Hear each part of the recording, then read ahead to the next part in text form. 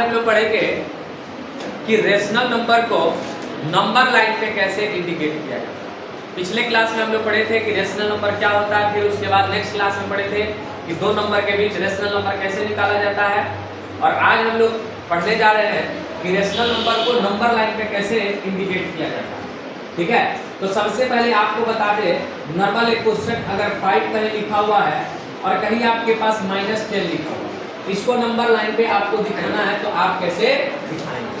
तो आपके पास रिप्रेजेंट करना है इसको नंबर लाइन पे। तो देखिए सीधा लाइन हम खींचिए, यहाँ होता है ओरिजिन, और इधर जाते हैं हम लोग तो प्लस में वैल्यू देता है, और इधर जाते हैं तो वैल्यू किस में आता है? माइनस। ये आप देखिए कहाँ तक है भाई? 5। तो हम यहाँ 5 तक लाइन खींचेंगे, एक बढ़ा के ज्यादा खींचेंगे 6 तक। ये 1 हो गया, 2 हो गया, 3 हो गया, 4 हो गया, 5 हो गया, और क्या हो गया? 6। अब नंबर लाइन में हमको दिखाना कितना है? 5 को। तो 0 से चल के हम कहाँ पहुँच जाएंगे? 5 आगे नंबर लाइन में। अब आपको नंबर लाइन पे दिखाना कितना है? -10 को। तो आप इधर की तरफ 11 तक लाइन खींच लें। देखिए 1 2 3 4 5 6 7 8 9 10 11। आप नंबर लिखते जाएंगे 3 4 5 6 7 8 9 10 11। और ये सबके अंदर क्या होता है भाई? माइनस लगा दी। अब देखिए आपके पास होता क्या है? -10 के पास जाना है तो आप 0 से चल के कहाँ पहुँचेंगे? -10 के पास पहुँच गया। -10 के पास कोई दिक्कत? तो 10 हो गया। लेकिन अब हमको यही नंबर लाइन पे जो है दिखाना हो कि आप जो है नंबर लाइन पे दिखाइए। दे दिया 3/2 को दिखाइए। एक दूसरा क्वेश्चन दे दिया 8/3 को दिखाइए नंबर लाइन, और एक तीसरा क्वेश्चन दे दिया -7/4 को दिखाइए नंबर लाइन। क्लियर है? तो दिक्कत? अब चलते हैं, अब ये फ्रैक्शन में आ गया यानी रेशनल नंबर हो गया, तो इसको हम नंबर लाइन पे कैसे दिखाएंगे? तो आप सबसे पहले फिर वही काम करेंगे, एक लाइन खींच लेंगे, इसके बीच में 0 होता है, फिर इधर हमारा पॉजिटिव होगा, इधर हमारा नेगेटिव। अब आप सबसे पहले आपको 3/2 को दिखाना है, तो आप सबसे पहले सोचिए कि 3/2 जो होगा कौन कौन से नंबर के बीच में। तो आपको पता है 3/2 का मतलब होता है कि ये 1 पॉइंट कितना होगा भाई? 5, यानी 1 से बड़ा होगा और 2 से छोटा होगा।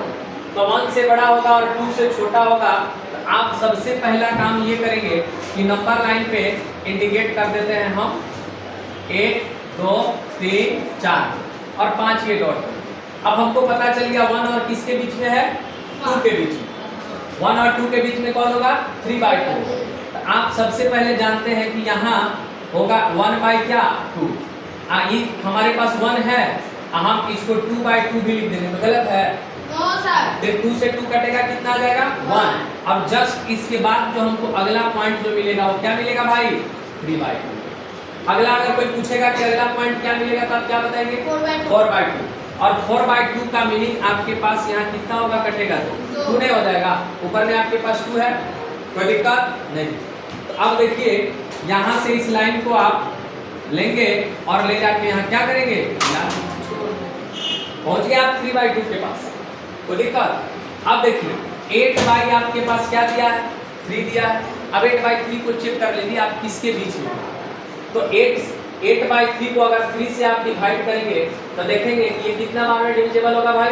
2 बार में, और रिमाइंडर भी क्या बचा? 2। अब पता चल गया 2 से बड़ा होगा और 3 से छोटा होगा, तो हम पहुंचेंगे 2 के पास। देखिए 2 यहाँ पे है, दूसरा नंबर लाइन खींचिए। देखिए दूसरा नंबर लाइन खींचिए, यहाँ पे 0, यहाँ 1, यहाँ 2, और यहाँ आपके पास क्या दे दिया? 3। अब गौर से देखिए कि यहाँ शुरू हुआ था, देखिए यहाँ नीचे में 2 था, इसलिए 1/2 2/2 3/2 4/2 ऐसे करके स्टार्ट होगा। अब यहाँ पे नीचे में क्या है? 3, तो किससे शुरू होगा? 3 से, यानी पहला जो नंबर होगा, पहला ये जो गैप है, ये कितने पार्ट में बटेगा? 3 पार्ट में बटेगा। कितने पार्ट में? 3। और ये फर्स्ट वाला कितने पार्ट में बट रहा था? 2, क्योंकि इसके नीचे में क्या था? 2। अगर नीचे में 5 होता तो कितने पार्ट में बचता? अगर 10 होता तो 10। समझ गए? कोई दिक्कत नहीं यहाँ तक? अब देखिए, अब यहाँ पे आपके पास आएगा ये इसको हम बोल देंगे 1/3 और इसको क्या बोलेंगे 2/3 और ये 1 लिखा हुआ है, आप 3/3 लिखे, कोई फर्क पड़ता है? 3 से 3 कटेगा, क्या बचा? 1 फिर अगला स्टेप आपको यहाँ कौन मिलेगा?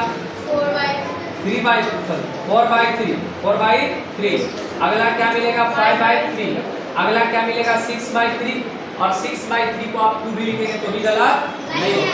अगला कौन मिलेगा? 7/3 आगे कौन मिलेगा? 8/3 और इसके आगे 9/3 या 9/3 को हम 3 भी लिख दें तो भी गलत नहीं होगा। अब पहुंचना कहाँ है आपके पास? 8/3 आप 0 से चल दीजिए और पहुंच जाइए 8/3। क्या कोई दिक्कत, कोई परेशानी? अब देखिए, अब आपको माइनस में जाना है 7/4। तब देखिए ना, जो 3 पार्ट में बंटता था, आप कितने पार्ट में बंटेगा? 4 पार्ट। तो आप इधर लाइन खींच लेते, चाहे तो ऊपर वाले में चाहे नीचे वाले में। थोड़ा ऊपर वाला में ही कोशिश करते हैं हम इसको बनाने। इसको मान लेते 1, इसको 2, इसको 3, इसको क्या मान लिए भाई? माइनस होता है, माइनस लगा दिए। अब आप देखेंगे कि ये जो यहाँ से बटेगा 4 पार्ट में, यानी 1 कितना आएगा? 4। उसके बाद कौन आएगा? 2/4। फिर कौन आएगा?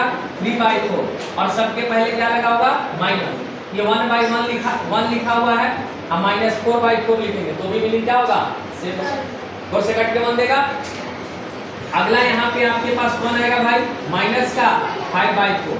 आगे वाला कौन आएगा? माइनस का 6/4। आगे कौन आएगा? माइनस का 7/4। आ गया। और यही ना 7/4 चाहिए, इसको हम क्या इंडिकेट करके चलेंगे कि माइनस का क्या देगा हमको? 7/4। अब यहाँ 0 हमारा यहीं से स्टार्ट था, 0 से हम चलेंगे और यहाँ पे आके मिल गया 7/4। क्लियर है? कोई दिक्कत की नहीं हो। अब कभी कभी ऐसा क्वेश्चन दे देता है, ये दे दिया, कभी कभी क्वेश्चन ऐसा दे देता है 3 होल 2/3 दे दिया मान के चलिए, तो इसका मतलब क्या हुआ? 3 से बड़ा है और 4 से क्या है? ये छोटा है।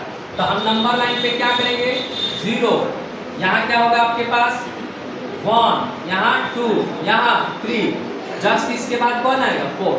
अब चाहे तो आप ऐसे भी इसको खींच सकते हैं और चाहे तो इसको मिक्स फ्रैक्शन में ला करके कर सकते हैं।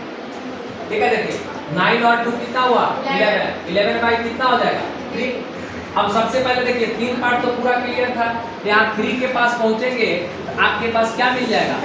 9/3। 3 से 3 कट गया। अब देखिए अगला यहाँ कौन मिलेगा? 10/3। इसके आगे कौन मिलेगा? 11/3। इसके बाद कौन मिलेगा? 12/3। जो 12/3 कहाँ पे जाएगा? इसके पास चला जाएगा, क्योंकि 12/3 3 से कटेगा 12 तो कितना देगा? 4। और ये 4 है आपके पास, जाना कहाँ था? 11/3। देखिए यहाँ 11/3 आ गए तो हम पहुंच जाएंगे यहाँ 11/3 के पास। 0 से चले और यहाँ 11/3 के पास। समझ गए? कोई भी तरीका से कोई भी क्वेश्चन किसी तरीका से रहेगा, आप बना सकते हैं। इसको छाप लेते हैं।